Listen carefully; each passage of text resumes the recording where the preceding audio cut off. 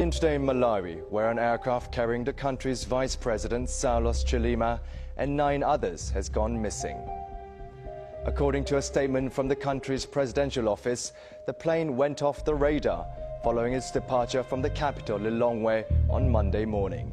This was what was left of Malawi's Vice President Saulos Chilima's airplane, 24 hours after it went missing in the small country of Malawi. The plane crashed and killed the Vice President and 8 others on board on 10th of June 2024. No one survived. Grief and suspicion engulfed the nation, while the government was slow and vague to act. Malawians refused to accept the official story that poor weather and pilot error were the cause of the accident. Today, Malawians are still asking what happened to the Vice President. Was it murder, negligence, or just an unfortunate accident as per the government's narrative? On arrival in Mzuzu, the pilot was unable to land the plane due to poor visibility occasioned by bad weather. And aviation authorities advised the aircraft to return to Lilongwe. But the authorities soon lost contact with the aircraft. This is the strange death of the Vice President of Malawi, Saulos Chilima, which left the country with so many unanswered questions, and at the time on the brink of violence.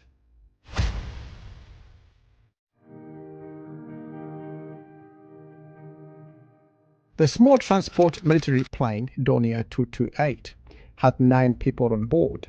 The Vice President's entourage, which consisted of staff and security personnel. Among them, the former First Lady Shamil Zimbili, the ex-wife of former President Kugwa, an advisor to the Vice President. There were 3 crew members, 2 pilots and the flight engineer. But to understand the story, let's go back in time.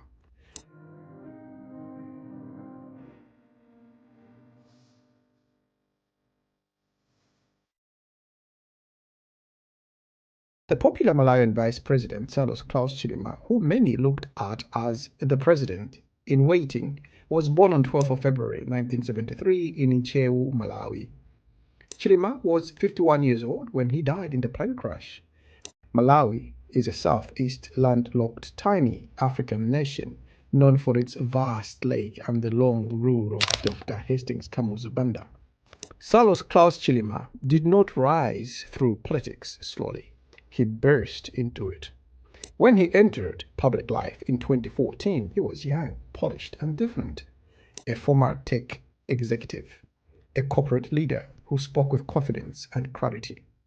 He was fit, athletic, charismatic, and disciplined. A man who ran marathons, lifted weights, played basketball. But more importantly, he connected with the youth and ordinary Malawians who saw in him a break from the past. In 2014, he was handpicked from the private sector as a running mate to the then opposition leader, Dr. Peter Mutharika, now the president, under the Democratic Progressive Party, DPP. They won. At 39 years old, he became the country's vice president. Many saw him as a symbol of generational change. He was popular among the youths, who make up the majority of the Malawian population. To many, it was just a matter of time till Saulos Chilima became the president of Malawi. But politics is rarely stable, and in 2018, Chilima broke away from the DPP and formed his own party, the UTM. Then came the historic 2020 rerun election. Chilima entered an alliance with the Malawi Congress Party, serving as running mate to Dr. Lazarus Chakwera. They won. The DPP government was tossed out at the ballot. Lazarus Chakwera became president. Saulos Chilima became vice president for the second time for him. Outwardly, in the beginning, the alliance looked strong. President Chakwera and Vice President Saulos Chilima were seen working together. Privately, however, tensions simmered. Power-sharing arrangements strained. Political ambitions collided. These 2 leaders had vastly 2 different political philosophies. In hindsight, their political marriage was incompatible. And slowly, a quiet rivalry took shape. never openly declared but widely felt. And over time, it became clear that this was an alliance held together more by necessity than trust, and it was just a matter of time before it all crumbled. Chilima was a big threat to the MCP regime. There is no doubt about that. MCP supporters could not stand the fact that he did not belong to the MCP and he was the vice president of the country. He was best positioned to become the next president of Malawi. He was deemed as a potential credible challenger to President Chakwera in the 2025 general elections, which were a year away when he was killed. Some argue that Chilima had a good chance of potentially winning the 2025 elections. Of course, we'll never know, as Chilima never made it that far. In the month of July, we could be getting the first disbursement, the first tranche. It could be anything between $50 and $100 million. We have, made a further request of close to 370 million, which is in the process of being reviewed. Let's take it back to the 7th of June 2024. It seems that's when the unstoppable and unfortunate chain of events started, leading to the plane crash 4 days later on the 10th of June 2024. On June 7th, 2024, a tragedy struck for the first time. Ralph Kasambala died suddenly. He lived in the southern region of Malawi. Now, who was Ralph Kasambala, and why is he important in the context of this story? Ralph Kasambala was a prominent lawyer, a former Minister of Justice, a former Attorney General, but more importantly, he was one of Saulos Chilima's closest friends. Because of his stature, Ralph Kasambala was granted a full state funeral by the government. His burial was scheduled for June 10th in Kata Bay, northern Malawi. At the time of Kasambala's death, Chilima was still abroad. He had just represented Malawi at the Korea Africa Summit in South Korea from June 4th to June 5th. Footage from that summit shows a confident vice president, calm, engaged, and fully immersed in diplomatic duty. No one could have known then that Kasambala's funeral would become a tragic turning point. On June 9th, Chilima and his wife arrived back in Malawi. They landed at Chileka International Airport in Blantyre in the southern region. This was meant to be a brief layover before continuing on to Lilongwe, the capital city of Malawi where he resided. Coincidentally, or perhaps fatefully, Ralph Kasambala's body was also scheduled to arrive at Chileka Airport around the same time. Chilima thought about it, and then he hoped to offer condolences to Kasambala's family right there at the airport, sparing himself a long journey north the next day. But delays intervened. Kasambala's hearse arrived late. By the time it did, Chilima and his wife had already left on a scheduled commercial airplane for Lilongwe. Ralph Kasambala's body was flown to the northern region in a Dornier 228, an old transport military aircraft operated by the Malawi Defense Force. It may be one of two or slightly more of the entire fleet of the military planes which was functioning at the time. The Malawi Defense Force essentially does have very few aircrafts. It is important to take note of this airplane as it is important to the story. That afternoon, Chilima considered his options carefully. He tried to persuade his wife to attend the funeral on his behalf.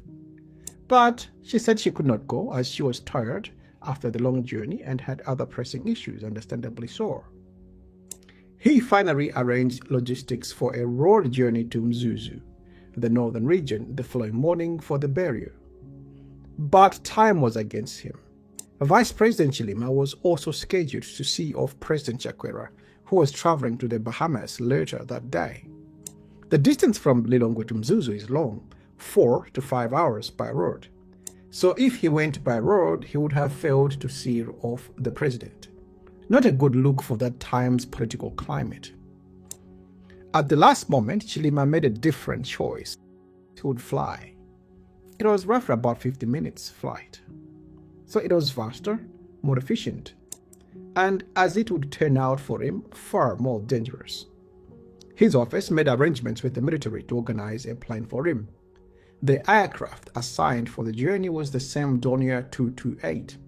The aircraft is the one which had flown the hearse of his friend Ralph Kasambara to the northern region the previous day. A coincidence that many Malawians still struggle to ignore. Just a little note on that aircraft. According to both the German Federal Bureau of Aircraft Accident Investigation and Malawi's Commission of Inquiry, the aircraft was manufactured in 1986. It was nearly 4 decades old. It had no cockpit voice recorder or flight data recorder. However, it had a functioning GPS, which was later retrieved to trace and determine the flight's route. Official statements declared that the aircraft was airworthy, but the broader picture raised so many questions. Maintenance records were incomplete.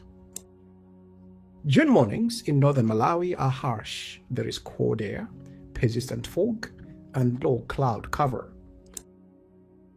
On June 10, 2024, the Vice President Chilima left his Lilongwe residence and went to the airport to board the plane. At 9:16 in the morning, the Dornier 228 took off and departed Lilongwe International Airport, with the expected arrival time in Mzuzu of 10:05, a short 45 minutes trip. At 9:23, the airplane reached a cruise level of 7,000 feet and passed the border of Lilongwe Airport Control Zone. Mzuzu Airport, their destination, does not support full instrument landings. In poor weather, pilots rely on visual flight ruse, fly low, searching for landmarks. That morning, visibility was so poor, and because of this, the pilots could not locate the airport. They maneuvered repeatedly, attempting to locate the Mzuzu airport visually. They made several turns and corrections again and again. It was obvious that the passengers on board knew something was very wrong. They must have been terrified. One of the very last messages from one of the Vice President's staff sent to a friend simply said, "Too much turbulence." The last communication with Mzuzu Airport was recorded at 10:12 a.m. 4 minutes later, at approximately 10:16 a.m., the aircraft struck the ground inside Kugwa forest, deep within the Chikangawa forest in the northern region. This was about 35 kilometers from Mzuzu Airport. First, the aircraft's outer part of the right wing collided with a tree trunk at a height of about 4.5 meters above ground. Part of the honeycomb structure of the wing was found struck in the tree trunk. There was no mayday call, no emergency signal, no final transmission, just silence. There is no extensive radar coverage in Malawi. Claims that the plane fell off the radar are misleading. There is only limited radar coverage within the diameter of Lilongwe Airport. Concern began to spread shortly after. The Mzuzu Airport controller failed to establish contact again.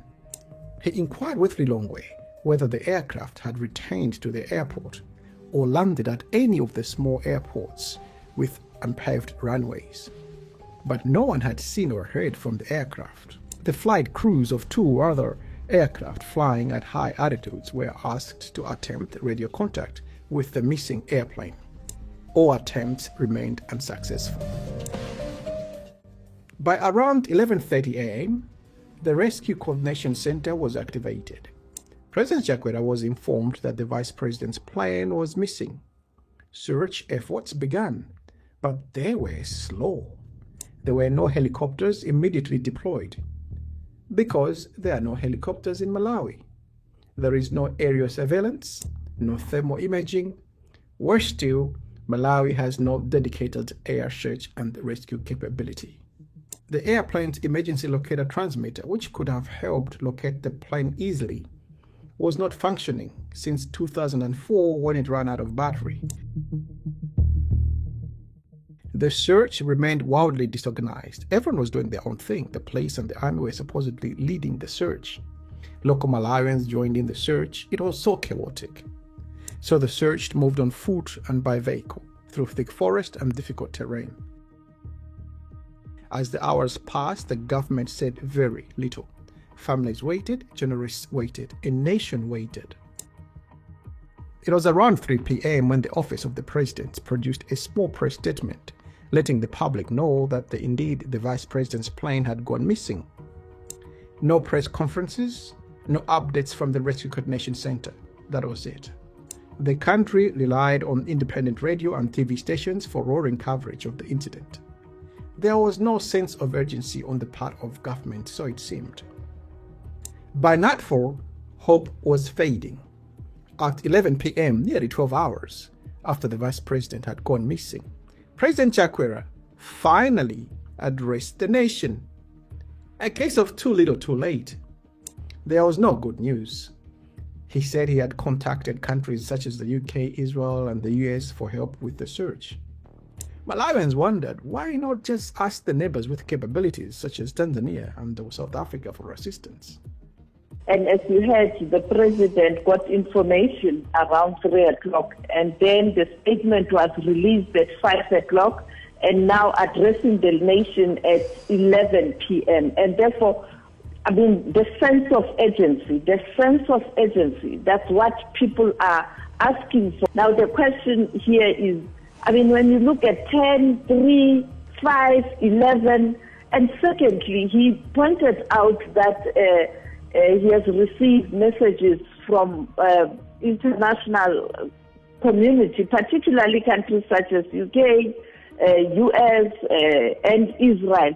The question is, did he ask for assistance in the SADC region, his neighbor?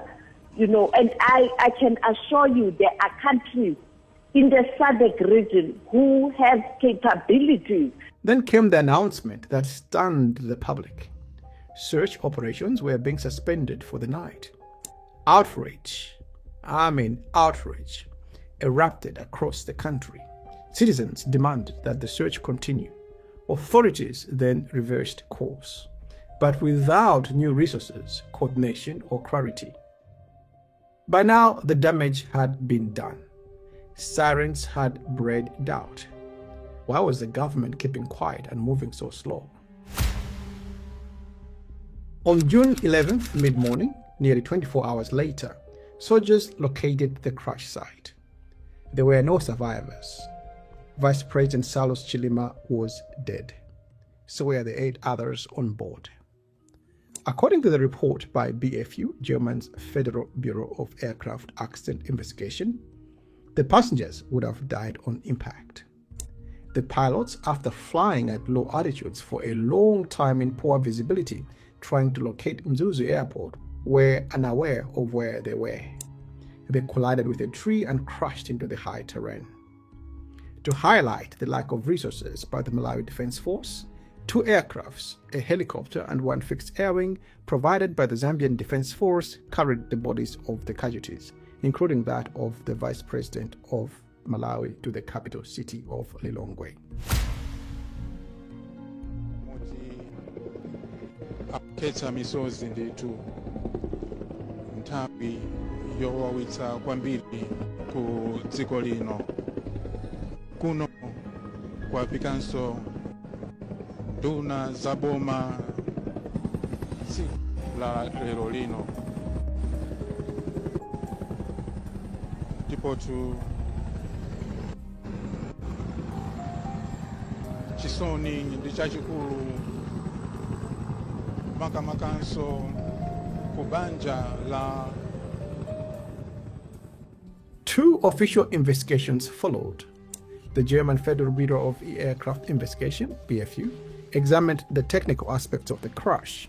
Malawi's Commission of Inquiry examined response times, coordination failures, and decision-making. Crucially, both concluded that the crash was an accident due to weather conditions and pilot's error. But conclusions do not erase doubt. Malawians think that there is more to the story than what was being reported. Why did communication take so long? Why was the search so poorly resourced? Why was a senior national leader flying in such conditions in such an aircraft? And why did the government lose control of the narrative so completely? Today, many in Malawi believe that the then ruling MCP orchestrated the murder of the vice president. In 2025, just over a year after the vice president's death, the MCP government was voted out of power. Among many failures, the death of Vice President Saulos Chilima was among the reasons political analysts cite for MCP's dismal performance at the elections. Today, calls are ongoing to institute another commission of inquiry to re-examine the case. Vice President Chilima was laid to rest on Monday, the 17th of June 2024, at his village in Mchewu. For a few days, tensions were high and it seemed violence was inevitable. But the people kept it together and waited for the elections in 2025 to vent their anger at the government by voting in a new government. With his burial, the hopes of millions of the youth of Malawi went with him. I'll see you later.